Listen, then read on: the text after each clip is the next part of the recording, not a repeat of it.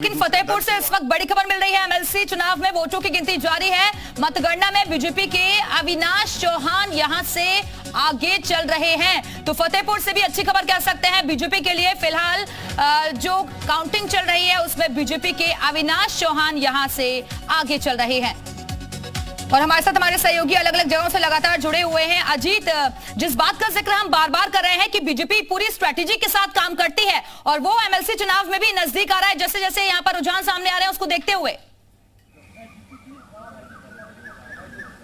देखिए, बिल्कुल दिव्या, जिस तरह से बीजेपी की चुनाव लड़ने के तरीका है, काम करने के तरीका है, संगठन से लेकर सरकार तक के काम करने का तरीका, वो बिल्कुल अलग है। और समाजवादी पार्टी आप देखिए 2022 के विधानसभा चुनाव में भी बहुत अच्छा चुनाव लड़ी, लेकिन उसका कोई निर्णय नहीं है सामने आ पाया। 112 सीटों पर ही सिमट गए। विधान परिषद का चुनाव चूंकि 40 साल बाद 1982 के बाद अब 2022 में हो रहा, जिसमें भारतीय जनता पार्टी को बहुमत मिलने जा रहा। 1982 में नारायण दत्त तिवारी की सरकार में बहुमत विधान परिषद में कांग्रेस का था, और अब 2022 में विधान परिषद में भारतीय जनता पार्टी का कब्जा होगा, क्योंकि जब पहले से दिन से विधेयक आएंगे तो अब उसे ना प्रवर समिति में ले जाना पड़ेगा, ना ही उसे राज्यपाल के यहाँ ले जाना पड़ेगा, सीधे विधानसभा से पास होगा और फिर विधान परिषद से पास हो जाएगा। और देखिए, अभी भी पीछे जो सुरक्षा के इंतजाम है यहाँ पर लगे हुए हैं, और 24 सीटें जो है, या चाहे यहाँ सुनील साजन की बात करें, जो है रामचंद्र प्रधान की बात करें, फैजाबाद में हरिओम या हरिओम पांडे की बात करें, वहां जो चुनाव लड़ रहे हैं हीरालाल यादव की बात करें, गाजीपुर में चंचल सिंह की बात करें, सभी जगहों पर जो चुनाव है वो बीजेपी अपने अलग स्ट्रेटजी से लड़ रही है। और मैंने पहले भी कहा दिव्या,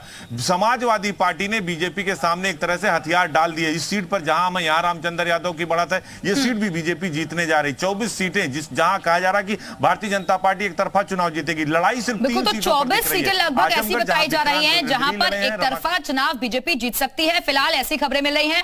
आप सभी सहयोगी बने रहेगा, हमारे साथ लौटेंगे आपके पास। तो एमएलसी चुनाव से जुड़ी हुई महा कवरेज आगे भी जारी रहेगी। फिलहाल